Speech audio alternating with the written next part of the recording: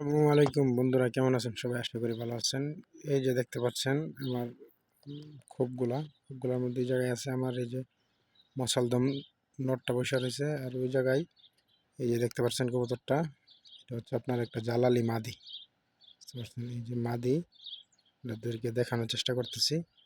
এই যে আরেকটা মাদি আসছে, দুইটা মাদি।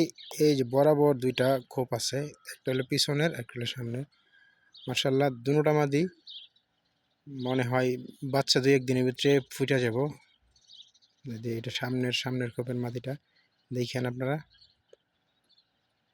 ওরা অত্যন্ত চতুর, অত্যন্ত চতুর। ওই যে পাশে একটা বসে রয়েছে, পাশে একজন। নর্মাল কবুতরের মতো না, জালালি কবুতর।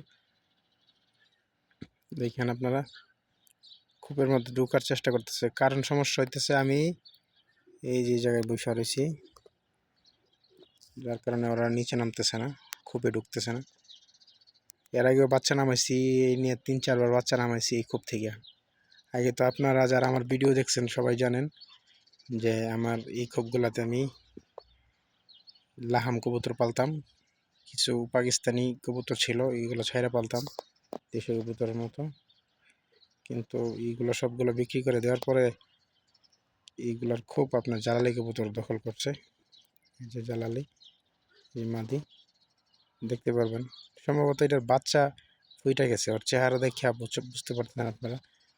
দেখেন বুকের অবস্থা দেখেন, যারা কবুতর পালেন ওরা অবশ্যই বুঝবেন। আমি অনেক দূর থেকে জুম করতেছি।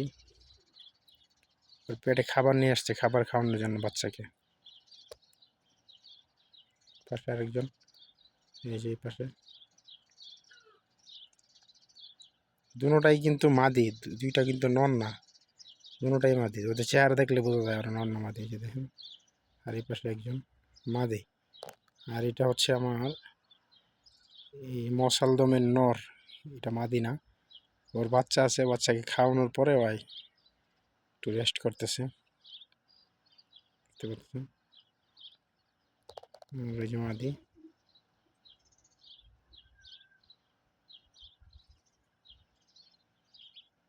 সম্ভবত ডিমে বাচ্চা ফুইটাই গেছে সম্ভবত। দুজনেই খোপে ঢোকার জন্য চেষ্টা করতেছে, দেখা যাক কে আগে ঢুকে। আপনাদেরকে দেখাই, অবশ্যই আপডেট পাইবেন।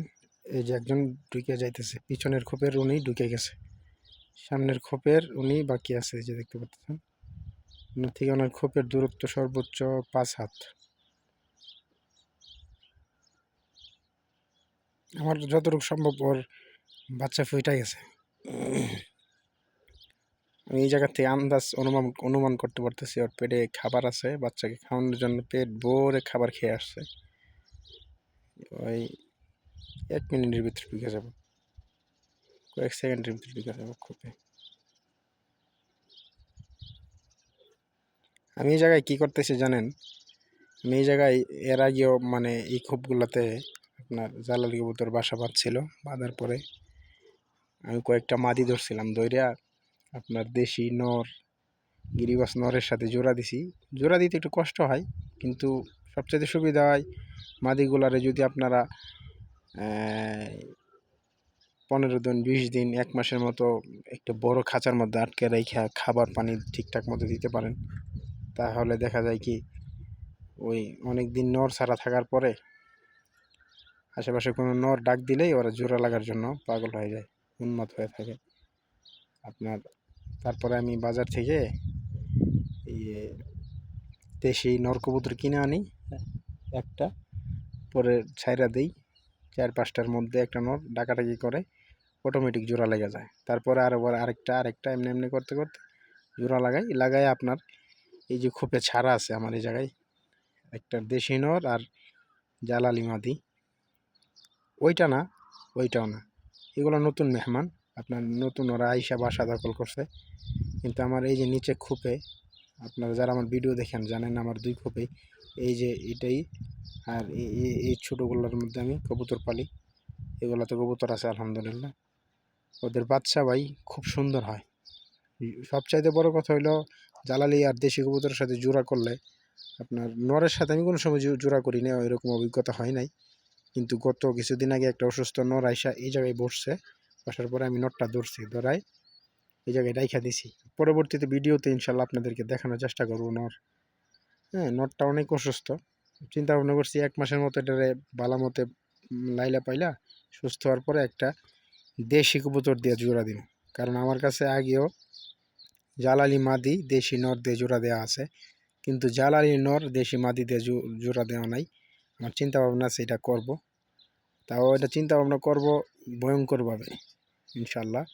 আমার এই যে পেয়ারটা আছে এই জায়গায়, এই যে এই জায়গায় একটা নর দেখতে পাচ্ছেন, ওর মাদির সাথে জালালের জোড়া দেবো, জোড়া দিয়ে ওর নটটা এটার ভিতরে রেখে দেবো ইনশাল্লাহ। হয়তো ভিতরে ঢুকতেছে না, প্রায় 6 মিনিট হয়ে গেল ভিডিও করতেছি, ঢুকার নামই নেই।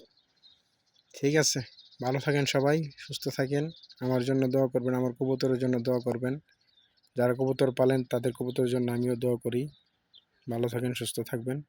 আর পরবর্তী ভিডিওতে অবশ্যই দেখার জন্য সাবস্ক্রাইব করে লাইক কমেন্ট শেয়ার করতে বলবেন না। আসসালামু আলাইকুম ওয়া রাহমাতুল্লাহি ওয়া বারাকাতুহু।